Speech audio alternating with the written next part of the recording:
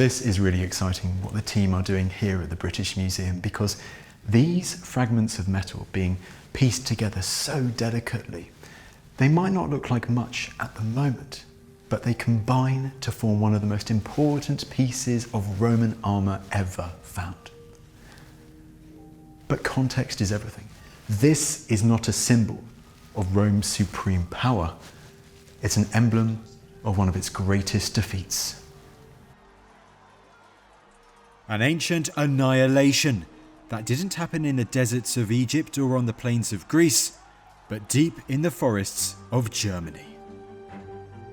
It's a story of betrayal, of one man's vehement desire to liberate his people from Roman rule, and the brutal, bloody lengths he would go to achieve it. I'm heading to Germany to investigate how these German barbarians beat one of history's most powerful and well-trained armies. I'll be meeting expert historians along the way. They're quite brutally reshaping the ethnographic map of Germany, who will be helping me get to grips with the tactics, arms and armour of these ancient enemies, and digging deeper into new archaeological evidence about this catastrophic Roman defeat. It's a battle that would permanently scar Roman imperialism and change German history forever.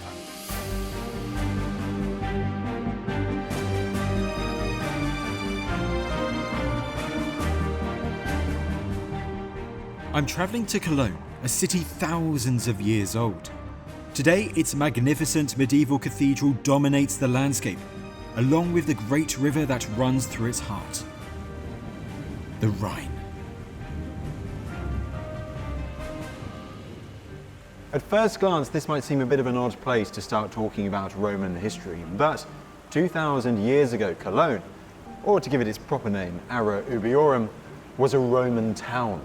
And this mighty river was the edge of the empire. Over there, civilization, but here, this was Germania, land of the barbarians. To the Romans, Germania was a dismal land of forests and swamps filled with uncivilized, backwards people. Of course, in reality, Germania and its people were far more complex.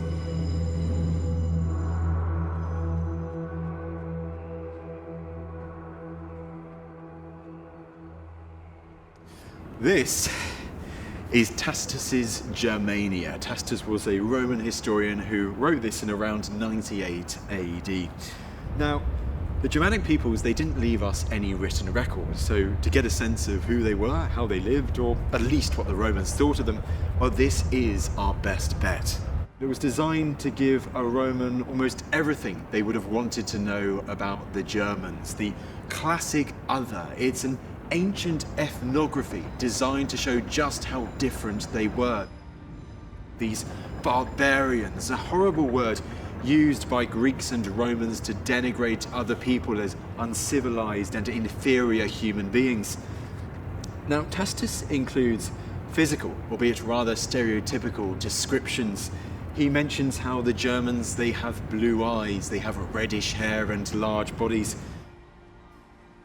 He also gives us an insight into the world that they lived in, and the climate, at least according to him, wasn't up to much. It was cold, wet, windy, dotted with forests and swamps. But he also talks about their different forms of government, the tens of different tribes that existed, their various customs. And the one thing that they cherished above all else, freedom. But in the late 1st century BC, that highly cherished Germanic freedom, well, it would be put to the ultimate test. By 12 BC, the Roman Empire under the Emperor Augustus was expanding. The tentacles of the empire spread across modern-day Egypt, France, and the fringes of Germany. Major German cities like Mainz, Bonn, and Cologne all have their roots in this Roman expansion. The Romans and Germans were no strangers to each other. In fact, they'd been exchanging blows for roughly 100 years. Julius Caesar had marched his armies across the Rhine on 2 occasions to briefly campaign in Germania. Meanwhile, Germanic warriors had not only smashed their way down into Italy, but in 16 BC, they annihilated an entire Roman legion during a massive raid across the Rhine.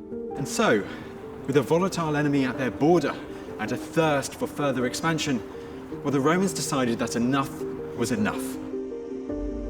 These troublesome barbarians across the Rhine had to be controlled. Thousands of battle-hardened soldiers soon surged into Germania.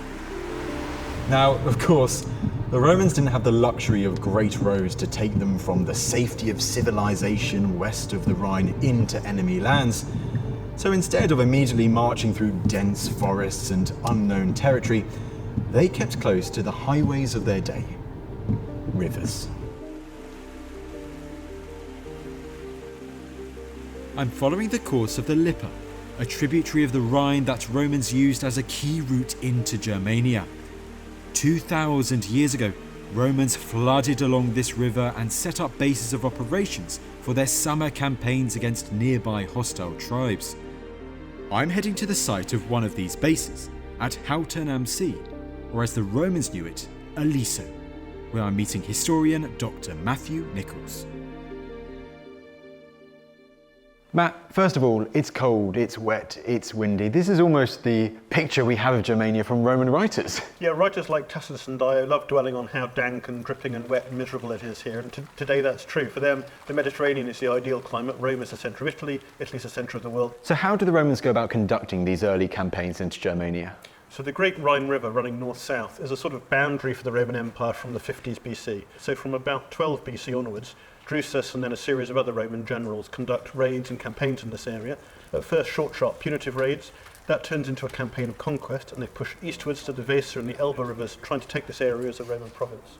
And how does this fort fit into this? Is this kind of a forward base, something like that? Yeah, so this fort, maybe it's called Aliso, starts life as a summer camp, a temporary camp with an earthwork boundary that the Romans used to occupy on their way east on a campaigning summer.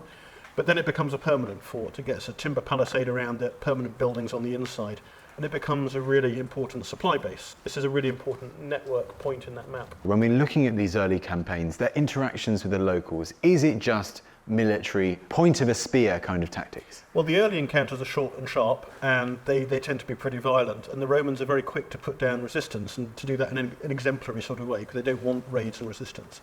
But over time, they try to settle the locals and get them into what they see as the civilized modes of living in towns, paying their tax, acting as farmers.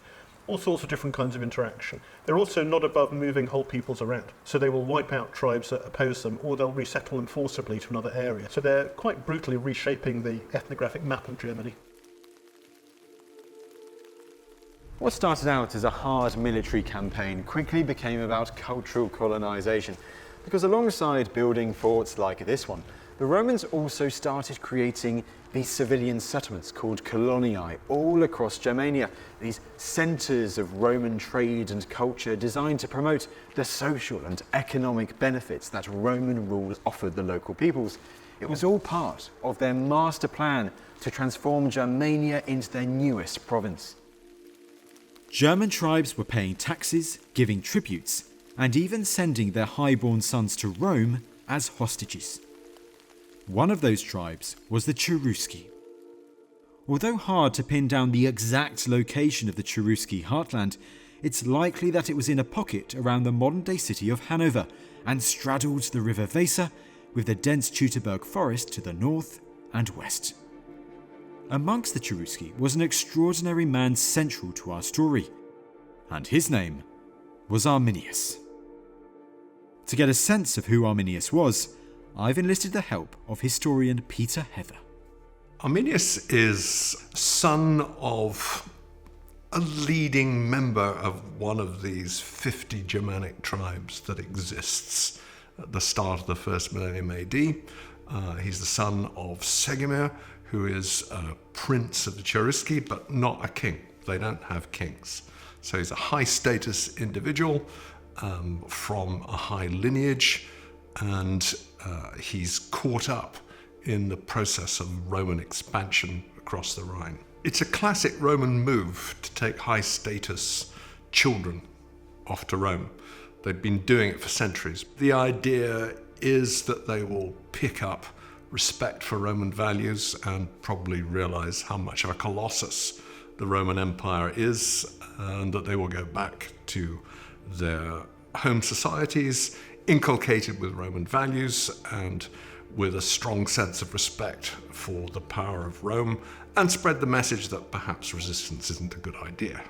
The basic idea that Romans have is that they are the only properly civilized individuals on the planet, and the Roman vision of civilization is that the rational mind controls the irrational body. This is what barbarians are. They're people whose body controls the mind. In Arminius, the Romans believed that they had the ideal Romanized barbarian, a foreigner who had seen the light of Roman culture. He was the perfect person for one of their commanders to take back into Germania, promoting the benefits of Roman rule. But looks can be deceiving. In 9 AD, a Roman force crossed the Rhine into Germania, which included Arminius. Leading this army was general and politician Publius Quintilius Varus. Dr. Jo Ball has recently completed a biography of Varus. She will be able to help us get inside the mind of the Roman governor. Quintilius Varus is a person whose name is familiar to us, but was actually a much more integral part of the early imperial regime than perhaps his later career would signify. He's a great politician, administrator, a military commander, somebody who serves Augustan interests both in Africa, in Syria, as well as in Germany, and somebody who becomes a significant part at the heart of the imperial regime. I think when he's appointed to Germany, it's quite a difficult time for the Roman world. So he's appointed to Germany in AD 7, I think as a safe pair of hands to look after the Rhine frontier and the fledgling province of Germania. Varus has control of these 5 citizen legion troops, 3 of which he takes on the summer campaign with him in AD 9, and 2 of which get left behind on the Rhine. The legionaries were highly efficient, trained killers, equipped with some of the most iconic arms and armour that we associate with Romans today. But amongst the ranks of these soldiers, there were some carrying a new piece of equipment that would prove revolutionary. So here it is in its final form, Lorica segmentata, banded or segmented armour. And the detail that survives on this set is incredible. Notice the various sheets of iron where they were tightened together with these metal buckles and leather straps that you can still see today. This is the oldest and most complete set of this type of armour ever discovered. And what's even more amazing is it was found deep in Germania and dates to the 1st decade AD. So when you combine all of that together, you realise that this set of armour, well, it almost certainly belonged to one of Varus's legionaries.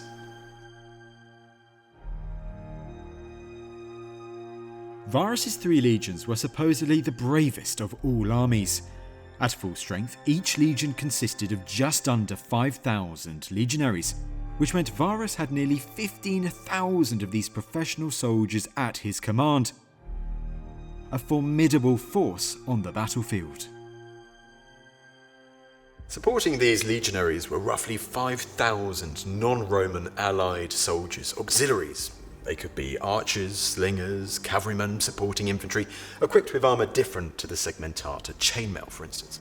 These auxiliaries came from all across the Roman Empire, but in Varus's army, a lot of them were Germans seeking wealth and glory. Most of these Germans were your everyday rank and file soldiers, but some of them, a few of them, well, they were leaders, like Arminius.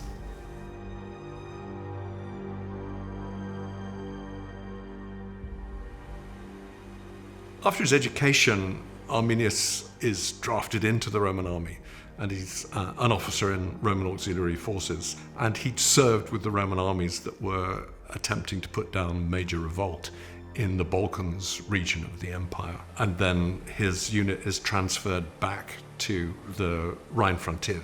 I suspect that Varus viewed him as a kind of special advisor on Cheruscian affairs.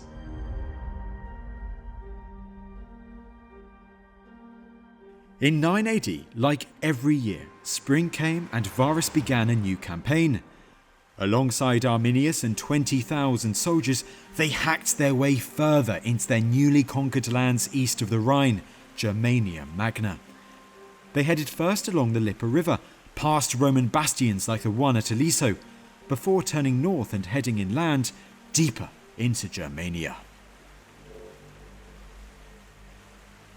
His destination was probably somewhere around here, the present-day town of Minden, right next to the Weser River. This was where Varus established his summer camp. This would be their base of operations over the coming months, right at the heart of Cherusci territory. Germany is still developing into a province at this time. There are only certain parts of the territory that have been incorporated into the Roman world. Now, the Cherusci represent a people who, if you can be certain of anybody being your friends, if you're Romans in Germany, then the Cherusci are the ones that you could rely on. They've been allied with the Romans for at least 2 decades. They've sent hostages to Rome for good behaviour. They're contributing troops to the Roman army on a fairly regular basis. And so it makes sense, if you are going to start campaigning, then basing it in the territory of the Cherusci is a really sensible strategic decision, because it's somewhere where you're going to be safe. I think Arminius would have been in on Varus's decision to place this summer camp in the Cheruscian territory. His wouldn't have been the only voice. I mean, you've got the professional military commanders would also be in Varus's ear. But Arminius is there, he's involved in the decision making. Over the summer, Varus and his men remained deep in Germania, and all the while local Germanic chiefs acted peaceful and friendly towards Varus. In Varus's eyes, these Germans were pro-Rome and fully pacified. So AD 9, I suspect that he's thinking that this is going to be his last summer in Germany. I don't think he has any major military objectives at this point. What I think he's trying to do is he's just trying to make the Roman presence more obvious and to promote it in further reaches of the German territories. But little did Varus know, there was a snake in the grass. He was being lured into a false sense of safety. But by who? Well, the answer was Arminius. He had left Varus's camp over the summer to go and negotiate with local tribes, supposedly to gain their support for the Roman cause. But in fact, he was playing a very different game.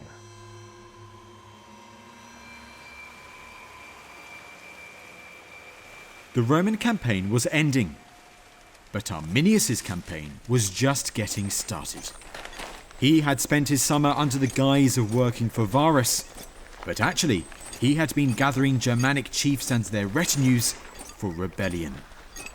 A new hope was being seeded throughout Germania. Whispers spread that the Roman juggernaut could possibly be beaten.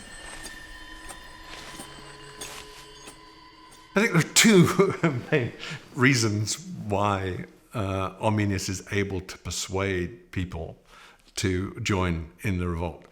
The first one is actually that Roman domination is domination. Rome is a conquest state. It exerts itself by force over people and it exploits them.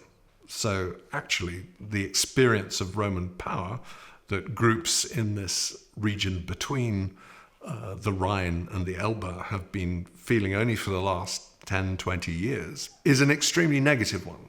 Apart from the sort of general groundswell of resentment that Roman domination exerts, there's a more specific reason why it's a good moment for Arminius. And that is that what's going on simultaneously is this huge revolt in the Balkans regions of the Roman Empire, the so-called Illyrian revolt. The time is ripe. And I think that would be a pretty easy message to sell to a whole bunch of people who are already resenting the unpleasantness of Roman rule. By the summer of 9 AD, Arminius had decided that enough was enough. These Romans must be crushed. We don't exactly know when Arminius decides that he is going to lead a rebellion against Rome. If you think about what's involved in making this rebellion happen, how many groups need to be mobilized, then this can't be a sudden decision towards the end of the summer. So I suspect that he's made up his mind before he comes back to the Rhine frontier. It wasn't just the Cherusci that Arminius managed to get on board. Several other tribes were keen to revolt against these Roman interlopers. Chieftains mustered their men for war.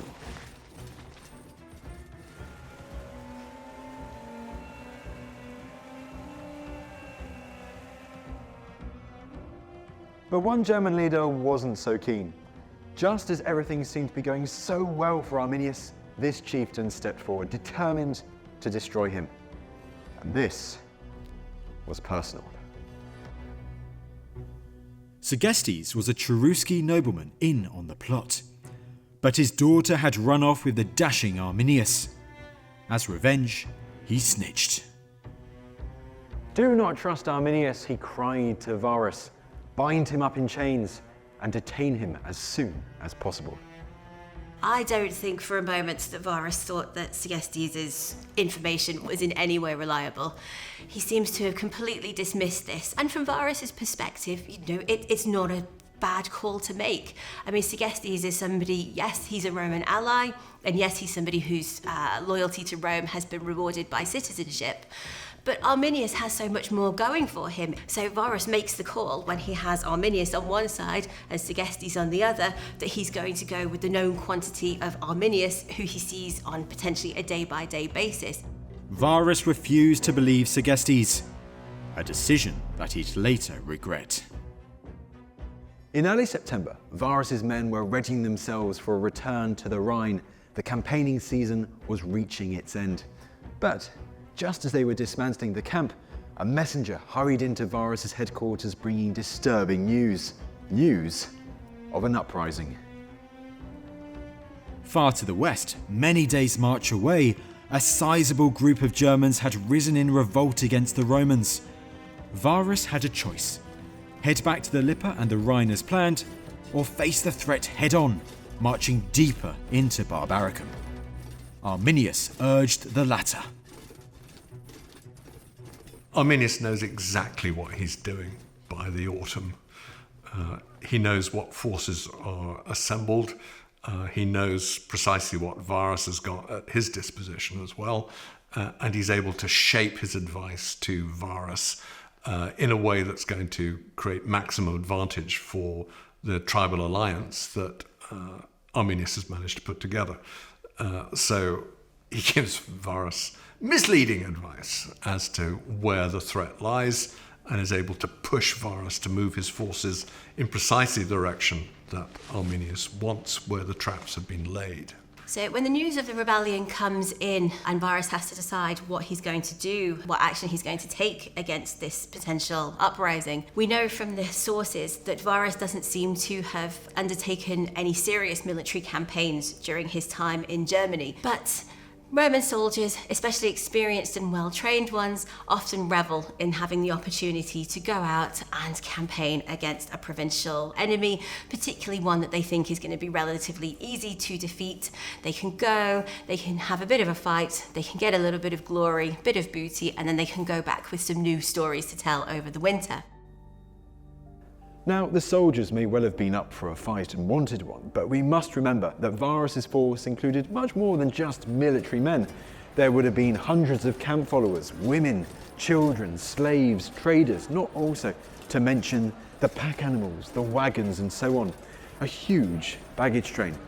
And rather than risk dividing his force, Varus had no option but to take all of them with him. And it was as this massive force rumbled into action that Arminius made his next move. Pretending that he was off to gather his Cherusci warriors to support Varus in the upcoming fight, Arminius left the camp.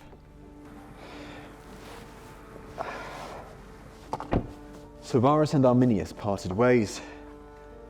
The Roman army marched on with no idea that betrayal lay ahead of them. Varus's army headed west, taking everything with them. As far as they were concerned, this was going to be a routine victory for the supreme Roman legionaries.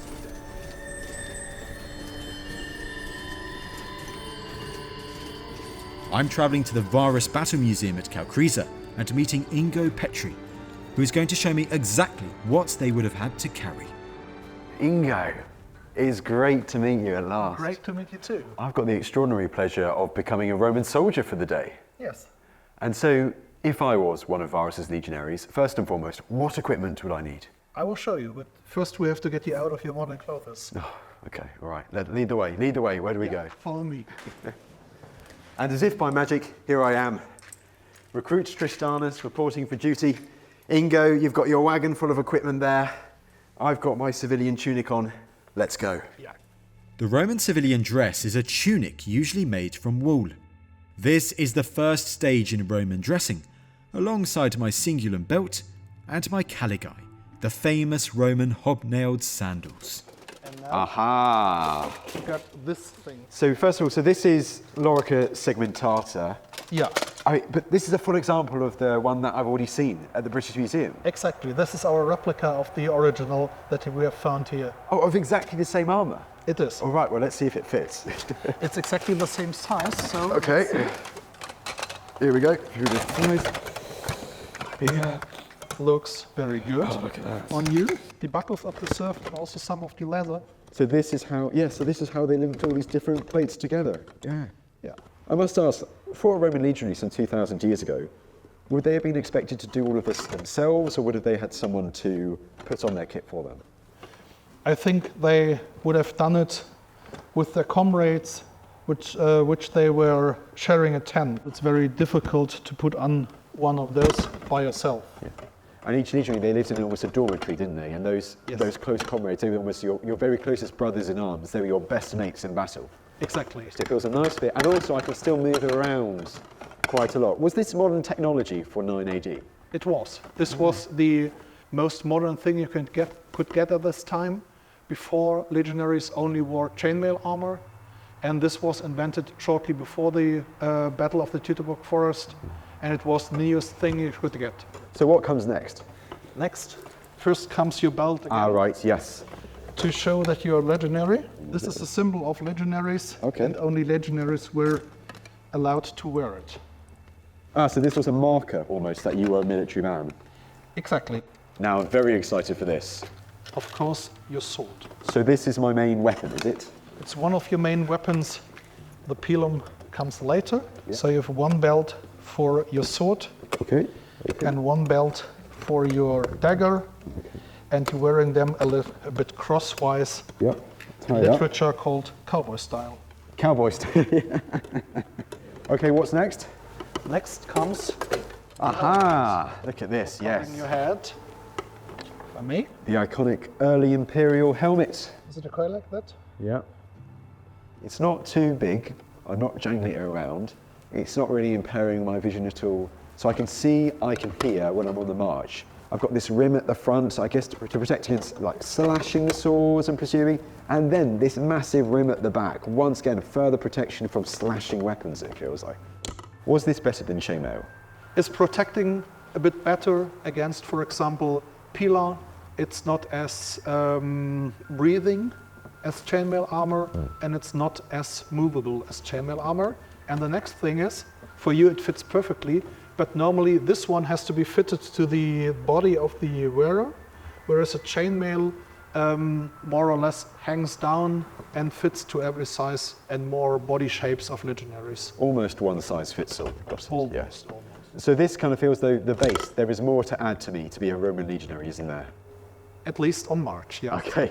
You want to be on march. So what is this? This Looks like is a standard. so-called furca. A forker, okay.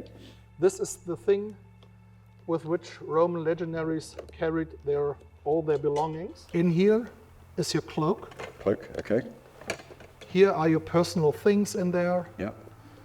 This is your food for 3 days, and you have to carry it over your right shoulder. Right shoulder. And that was standard, was it right shoulder, not left shoulder? You could carry it on either shoulder, but today you have to carry the shield on the other end. Okay. So what are these? These are your pila, your Roman spears. You have to carry them in the same hand. Okay. 3 poles in one hand, One hand, yep. maybe there we even go. 4, Oh, what, really? because Sources differ if you carry 2 or 3 pila. Really? Oh, wow. Really? What else do I need? Of course, your shield. Okay.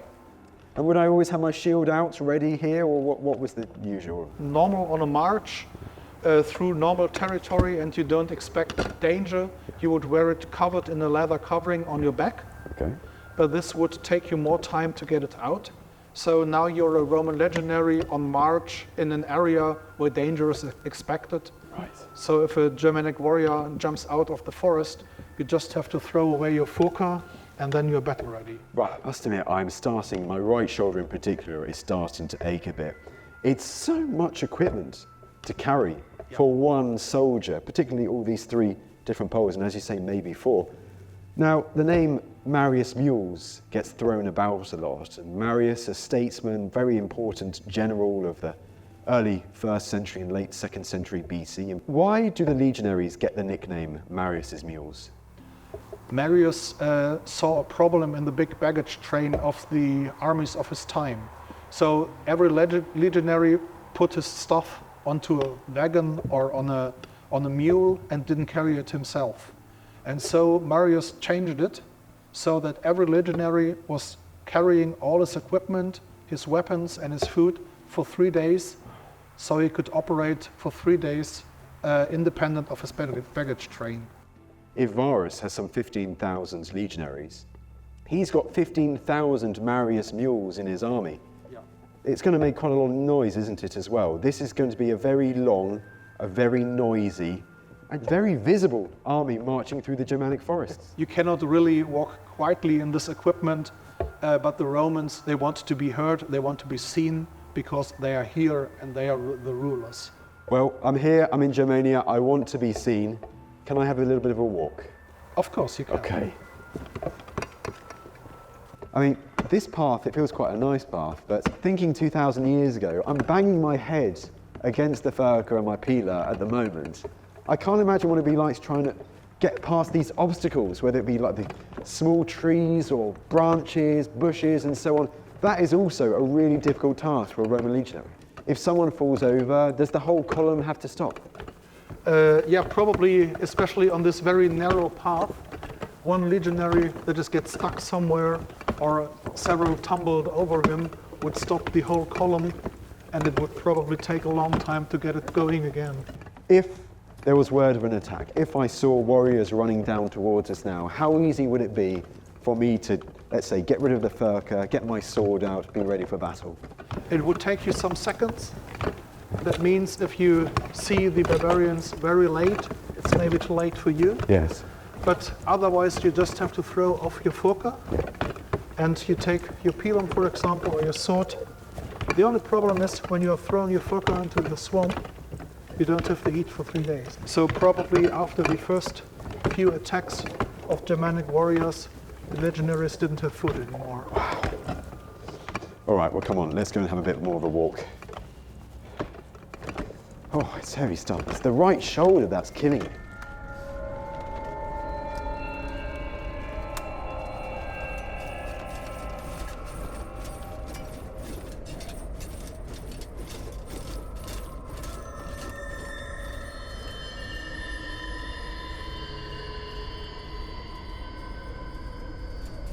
Varus and his men headed deeper and deeper into Germania, the columns strung out for several miles before contracting as they set up camp for the night. The whole army was confident this German uprising would soon be crushed, and they could then return to civilization. The march continued the next day, and by the early afternoon, they reached the Teutoburg forest, this dense woodland. Here, the path was narrow. Taller trees and uneven terrain dominated the landscape. The army moved deeper into the forest, still unaware of the imminent danger of eyes looking at them from amongst the trees. And then, all hell broke loose. In the next episode, horror, mayhem and murder will explode across the forest. Thousands will be shocked and hit by the brutal realization that there was a traitor in their midst.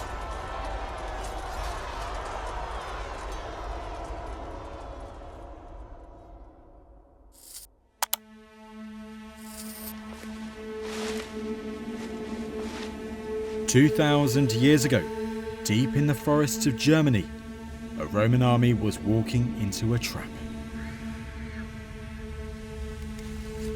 Set by a man they thought was their friend.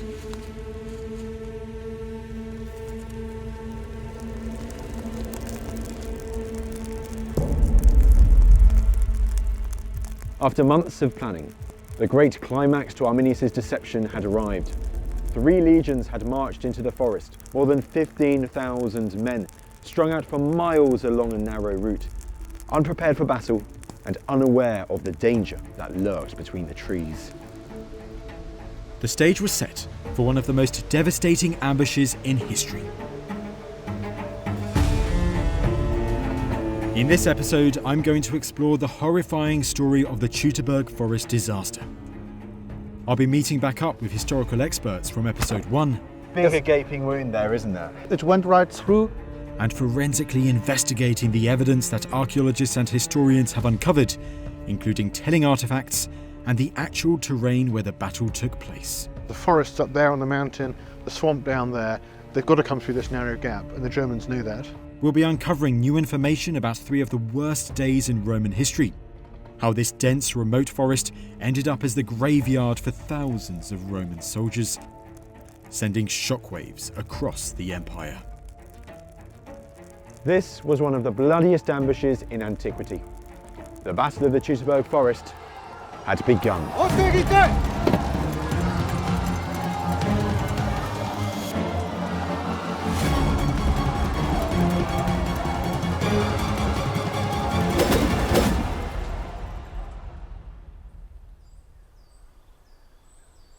I'm travelling to the area where the battle took place more than 2,000 years ago, near Osnabrück in Germany.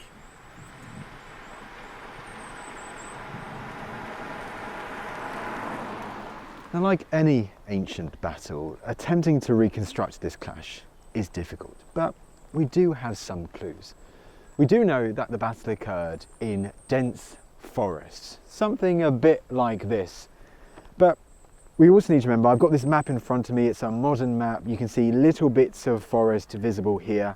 However, back then, all of this area would have been covered in dense forest, this Cherusci lands. We also know that not far from here, artifacts have been discovered from the battle. But this clash occurred over 3 or 4 days, so there was almost certainly more than one battle site. So events of this clash almost certainly occurred over a very wide area.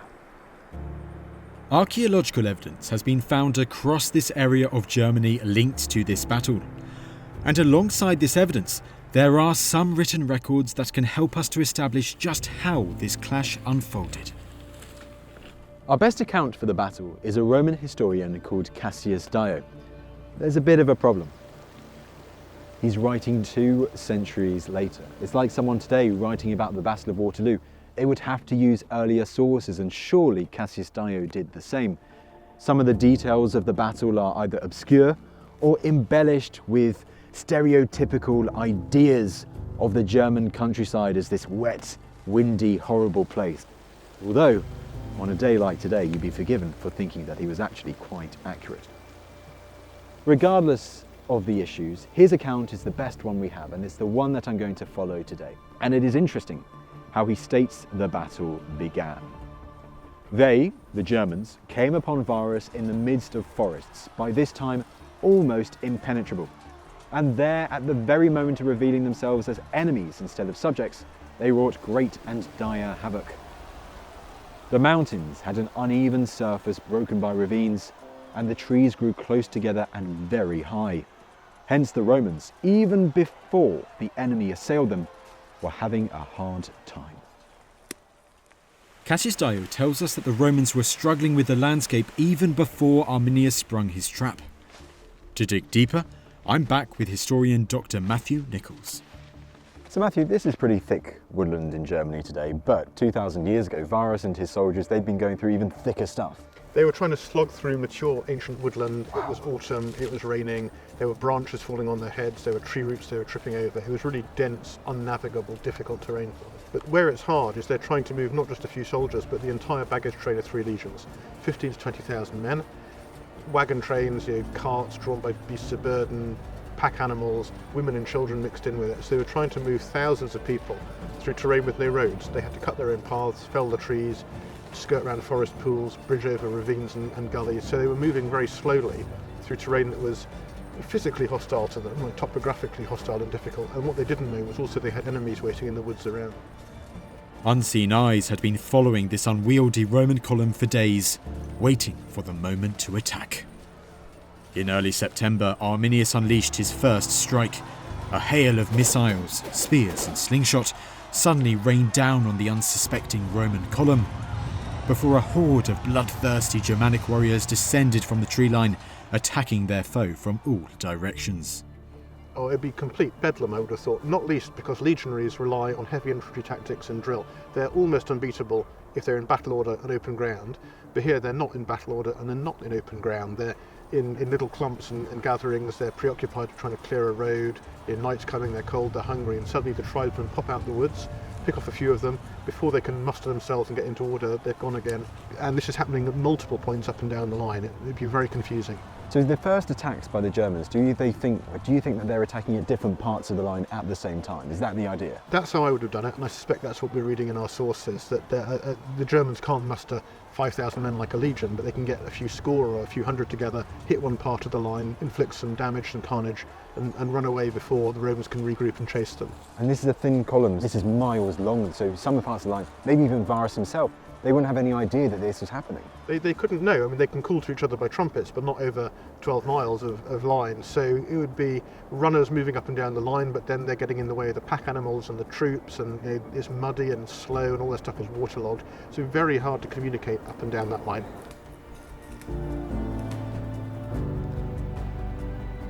Walking through this forest today, it's hard to imagine how scary it must have been for Varus and his army some 2,000 years ago.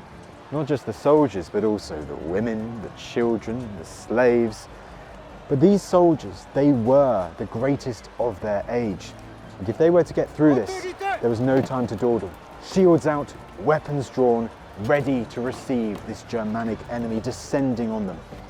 If they were to survive, they had to fight.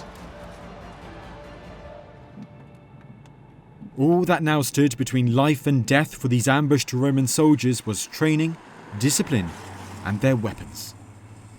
I'm meeting back up with Ingo to show me two key weapons used on the battlefield at Teutoburg. Spears.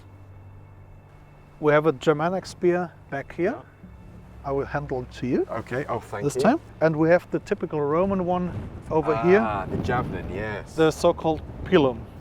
The pilum had a wooden shaft and a long, barbed iron tip. If it didn't kill or injure on impact, it could easily get stuck in an enemy's shield, making the owner vulnerable for the next attack. A Roman legionary at Teutoburg likely carried two pilums each, together called pila. We usually portray these as being thrown by the Romans.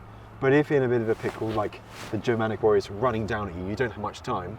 If you can't get your sword out and you've got your pilum to hand, you could use it underarm as a spear. Yes, you could. And in my opinion, it's even better because it keeps the opponent further away than using your short sword. So I wouldn't throw my last pilum. I would use it as a stabbing weapon. Fair enough. Well, let's have a look then at the opponents, the German spear. This type of spear was the weapon of choice for many Germanic people. Incredibly light in its design, it was usually wielded with one hand. It had a long wooden shaft and an iron tip that varied in size. And would it be underarm, or could they also overarm as well if need be, throw it, but then you've lost your spear? Of course, yeah. And this is the same reason with the Roman spear. I don't think that they would throw the last one, because otherwise they are back to swords and they have to get much closer to their opponent. The main advantage of these things is you may be further away from your opponent, which is much safer, and you can adjust your distance much better than with the sword, because you can grip it either here or you can grip it here. How effective would a spear like this have been against an armoured opponent? Not very effective. Not very. This wouldn't pierce armor. and it wouldn't pierce shields. This is mainly of use against an unarmored opponent. You know what I'm going to ask next? Can we try these out too? We can. Oh, fantastic.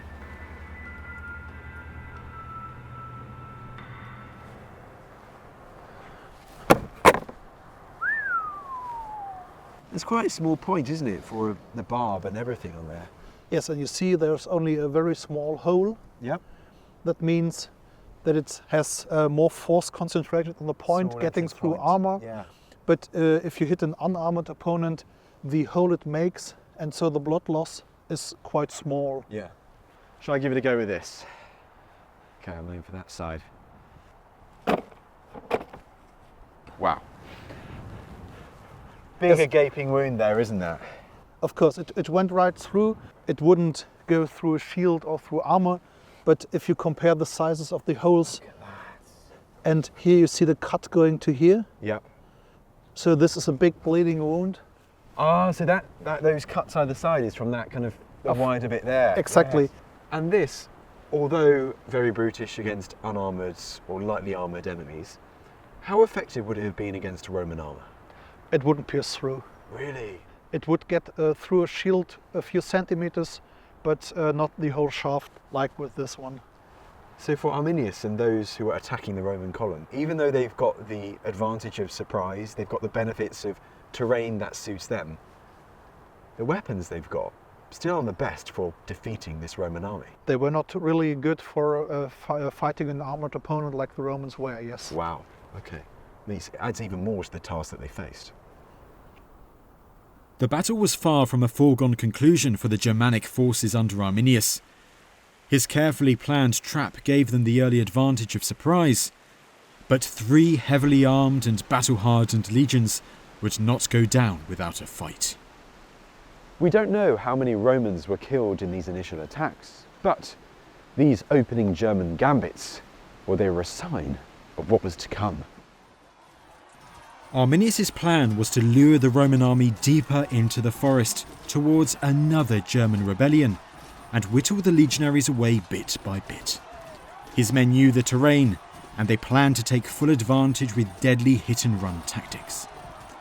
All the Romans could do was press on. Dr. Joe Ball will guide us in exploring the man in charge of these lost legions, Publius Quintilius Varus.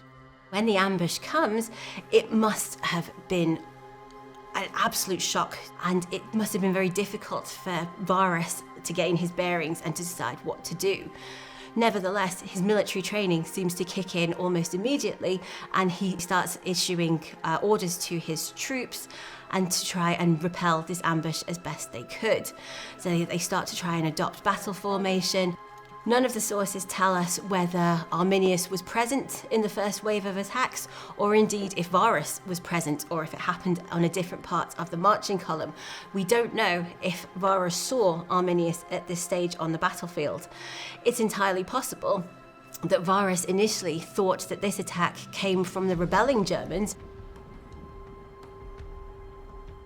I think that first night the mood would have been relatively optimistic given the situation that they were in. There doesn't seem to be any suggestion of hopelessness or that the troops are kind of giving way to despair.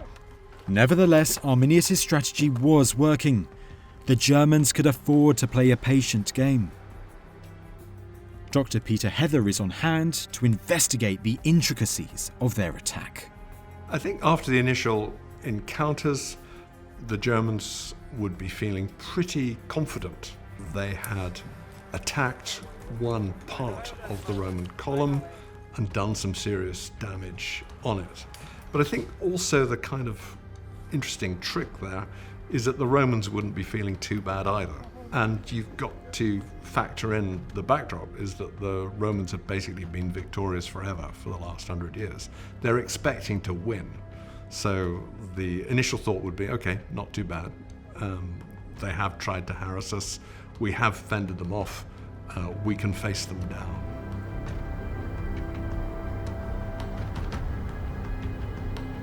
But Arminius had many more traps planned for these isolated Roman soldiers. The unexpected ambush had caused confusion for the Romans. Their enemy had brutally ripped off the facade that they were marching through friendly territory. And I've got here again my copy of Dio, and he records the Roman reaction that night. They encamped, and afterwards they either burned or abandoned most of their wagons and everything else that was not absolutely necessary to them. In other words, for Varus and his men, it was now about forcing their way through the ambush as quickly as possible. Any extra baggage they left behind. Speed was of the essence. Did Varus suspect Arminius as being the man behind this attack? Maybe. But for him, his one and only mission was to save his army.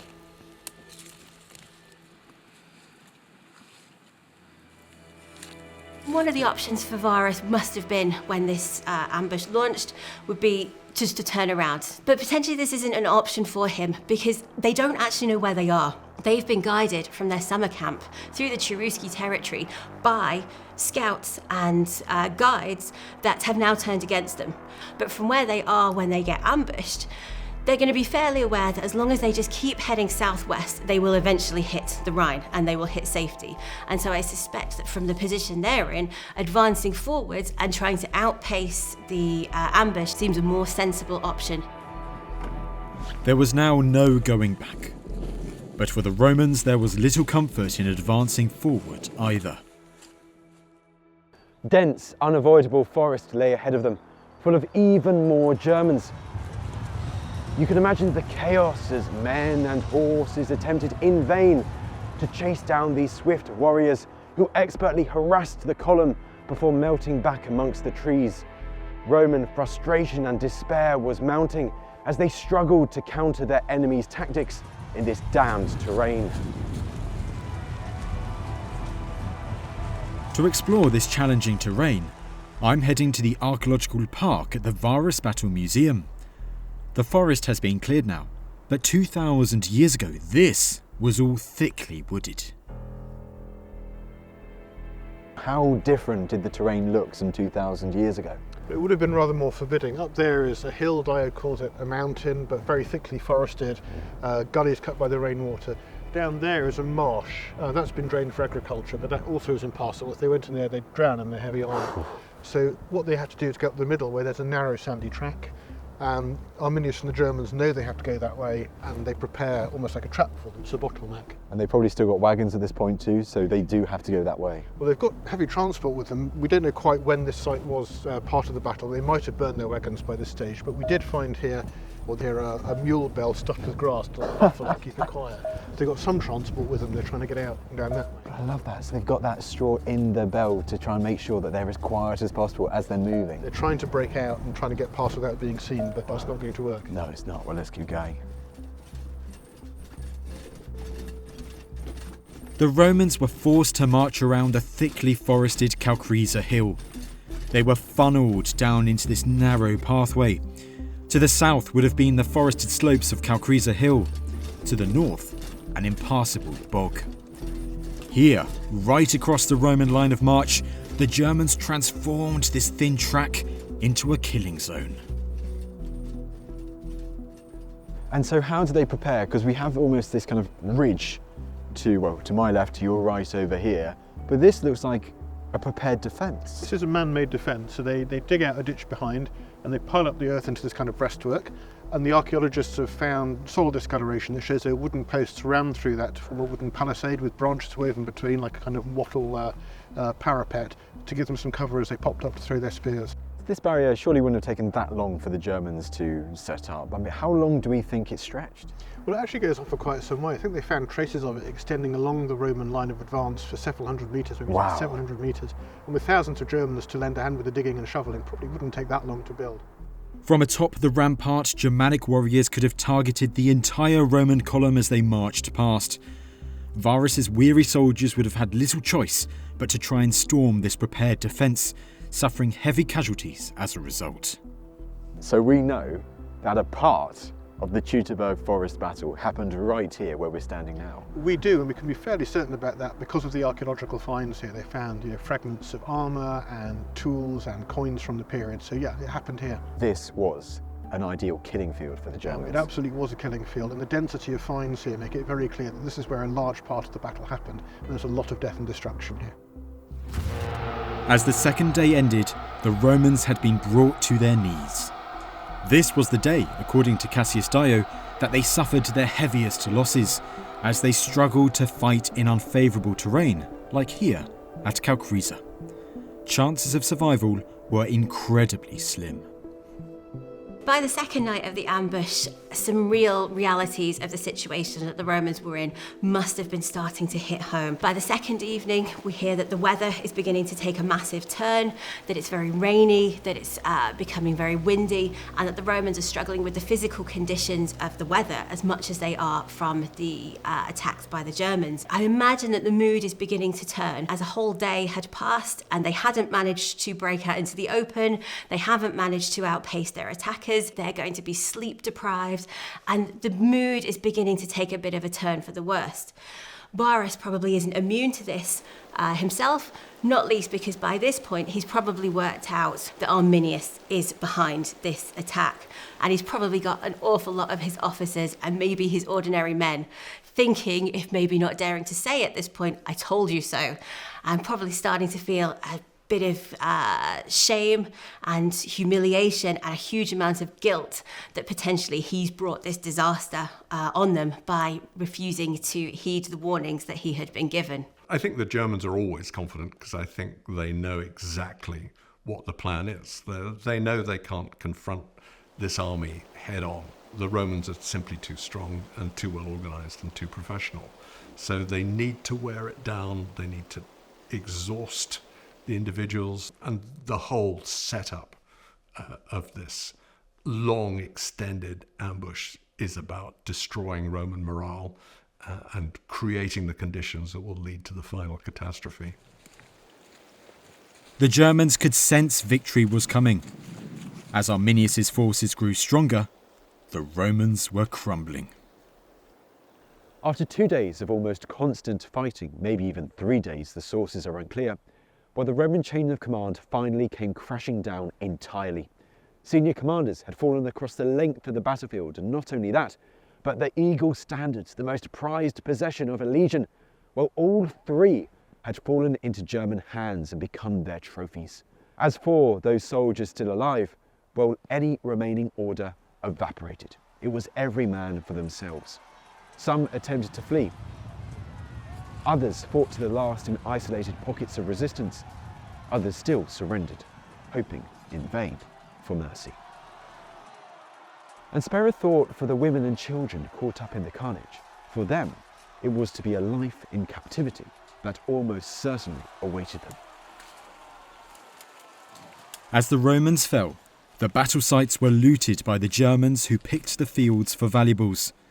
But luckily for us, some were left, and this wealth of Roman artefacts are kept safe in the Varus Battle Museum, looked after by Managing Director Stefan Burmeister. Stefan, it looks like we've got this lovely array of artefacts, and were they all discovered at Calcresa? Yes, everything you see here and other things we have in our showcases, it's all from this spot. And was it a huge amount of artefacts that have so far been uncovered from quite a small area? We have about 5,000 to 6,000 Roman finds, 2,000 coins, a lot of bones, and yes, everything from this place here. And we cover about an area of 50 square kilometers. The most finds come from the core area here in the museum park, and so we do a lot of excavations. And every time we open the soil, then it's like a spring. Things come up. It's really exciting, but also quite ominous at the same time, isn't it? Because my eyes immediately are drawn to this, if I may. Yes, sure, go ahead. It is, of course, the top of a human skull, but it looks like something terrible has befallen this figure. The hole, something nobody would survive. Here you see the cutting edge, it's a sword blow, and this, of course, is a mortal injury. This guy will not have survived the battle. And do we know much about this figure themselves at the moment, or are we still learning more about this person, who they were potentially? No, they're quite anonymous for us. We have lots of bones. Of course, we know They all are male, between a very strong stature, and they about all are between 20 and 40 years of age, so would have to expect from the legionaries. We now just started a genomic project, and perhaps in 1 or 2 years' time we will know more about the ancestries, and if they come more if they are Romans or come from the Mediterranean, or if they is a Germanic warrior. Perhaps then we know. So far, we don't know. It's a man. He died in this battle. Do we have any concrete proof that this was the site of, in particular, the Battle of Varus? We have good evidence, no concrete proof. That's very problematic. We have these coins. We have lots of coins, 2,000 coins, and they all tell a story. They bring us close to the event. This is, for example, a very nice coin. We know from the inscription that this was coined in the year 2 and 1 BC. Okay. Right. So this is the youngest coin we have. We have another one here. It's a copper coin, very small money. You get a glass of wine for it.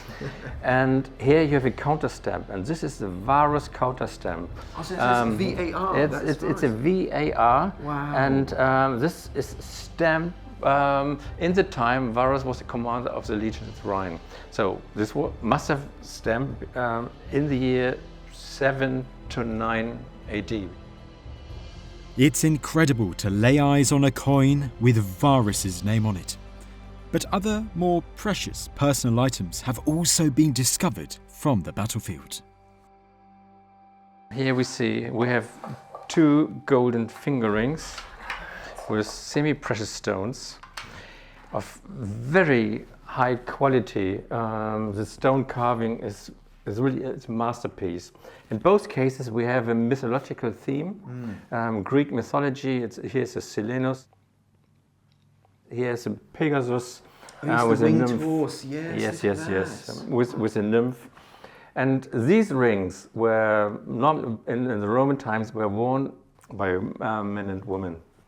But if we take a look at these rings, it's very, very small. It's a very small ring, and in measures of modern measures, jewelry measures, this is one of the smallest female size. It's quite mind-blowing and striking to think that this was originally crafted for someone who would have originated from thousands of miles away from where we are now, and that they brought it to a place like this 2,000 years ago. And so what have we got here? What's the other one we have? This one is even smaller. We know that in the baggage train, the soldiers had their families with them, women and children. And I think with these 2 rings, we have good evidence of these families accompanying the army. Once again, highlight, we shouldn't just be thinking of legionaries, of auxiliaries, of men fighting in the army. At this battle, there were women, there were children, and sadly, as these probably suggest, they get caught up in the carnage too.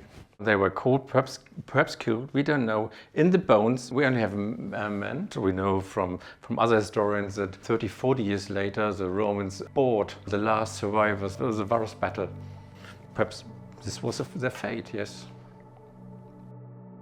From human remains to gold rings, the archaeology being unearthed at Calcresa is providing a huge range of information about the battle. But there is one artifact that symbolises this massacre more than any other. This is a Roman cavalry mask made of iron and coated in silver. Used more for parades than actual battle, it's a unique survivor that gives us a literal face from antiquity. We'll never know what happened to the Roman who wore this very mask, but more likely than not, he suffered a similar fate to many of his comrades, either killed or captured by the Germans during the later stages of this battle. But what of Varus? And what of Arminius?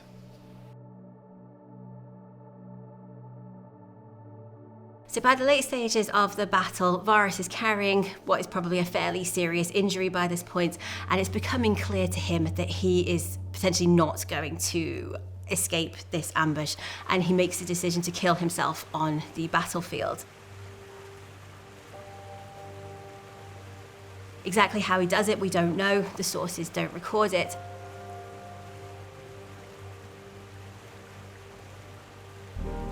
Now, some of the sources are quite damning of Varus for doing this. They suggest it was an act of cowardice, especially because it leaves so many of his men still alive.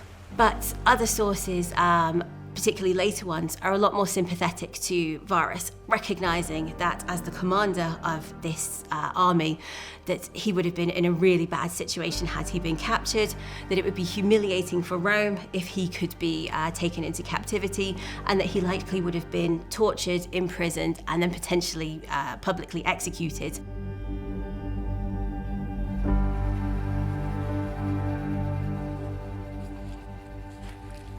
Only a few days earlier, Arminius had looked Varus in the eyes, still pretending to be a loyal Roman ally.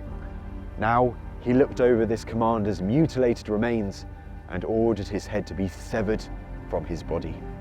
The battle was finally over. This is the most extraordinary outcome. I mean, the Germans presumably went into it expecting to win, but on the other hand, no one has defeated a 3-legion Roman army for as long as anyone can remember. At that point, the sense of triumph and relief must be absolutely extraordinary within this Germanic force. And you see this kind of extraordinary process of sacrificial bloodletting as they kill off the vast majority of the remaining prisoners. In the blink of an eye, the Roman presence east of the Rhine had disintegrated. The fledgling province of Germania Magna was no more, all thanks to the cutthroat brilliance of Arminius.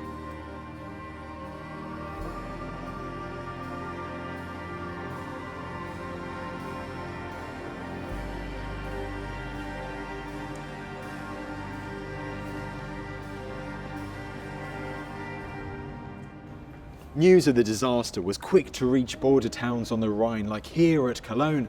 Soon it spread even further to the heart of the empire, to Rome and the Emperor Augustus, who was supposedly so distraught upon hearing the news that for months on end he bashed his head against a door and uttered the now famous words, "Quintilius Varus, give me back my legions." So when Augustus receives news of what happened in Germany at the Teutoburg, came as a real shock to him. And it must have been a devastating piece of news. And Augustus, who's in his 70s by this point, reacts really poorly to this. He takes it as both a state problem and also as a personal grievance as well. So personally, he goes into full mourning. He allows his beard to grow. He allows his hair to grow. He runs around the palace screeching. So he takes this quite hard. And I suspect this is partly not just for the legions that he's lost and the implications that this has for the imperial regime, but also as a personal loss because of Varus. Varus, as we know, he's known Varus for over 30 years. They've been heavily involved in each other's lives.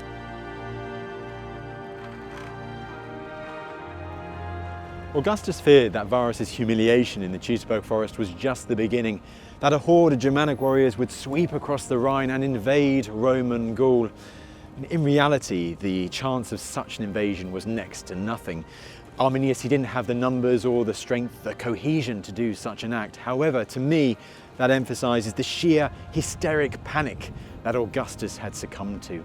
Hastily, he ordered the reinforcing of the Rhine with extra legions, and with these troops, in time the Romans would return to Germania. They would get some revenge on Arminius, a punitive campaign. However, it would be the Rhine that the Romans established as their permanent frontier. For the next 400 years, this would be the edge of the empire. But who was to blame for the epic Roman defeat in the Teutoburg forest? History has focused on the leader himself, Varus. The battle has become known as the Varian disaster. It's very easy to blame Varus for the disaster, and this is because it's much easier to put this down as a defeat that's due to an incompetent commander who shouldn't be in position than to Germanic excellence. It's a much happier prospect for the Roman world if it's down to an incompetent Roman commander than a genius German one.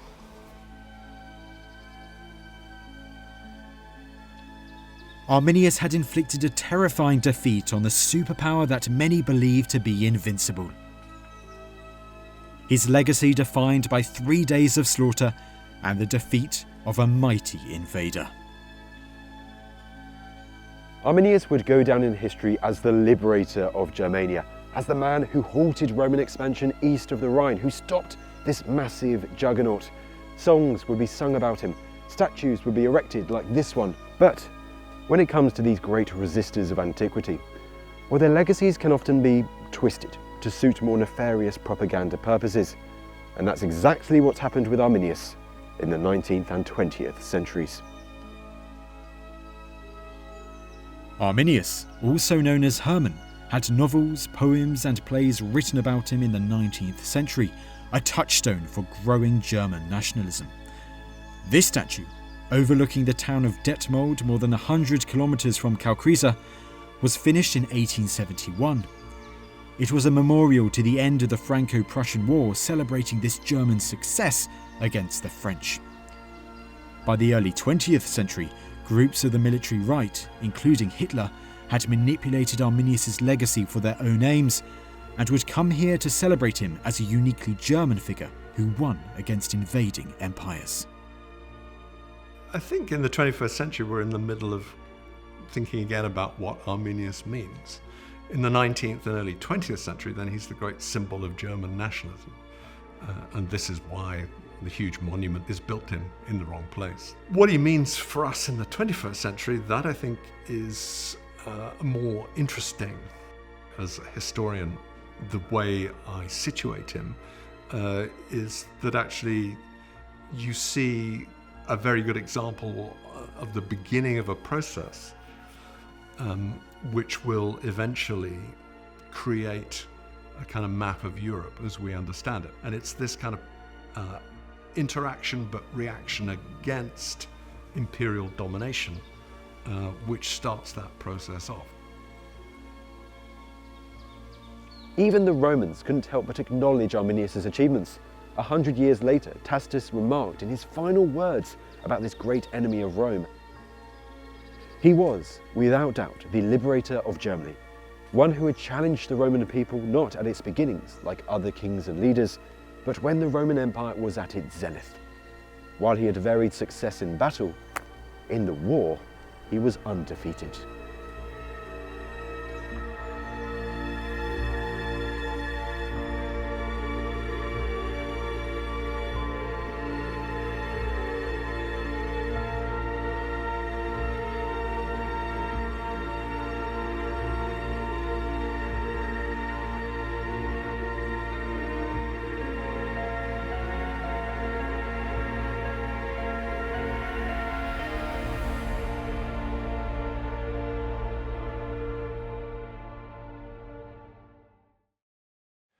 Thanks for watching this video on the History Hit YouTube channel. You can subscribe right here to make sure you don't miss any of our great films that are coming out.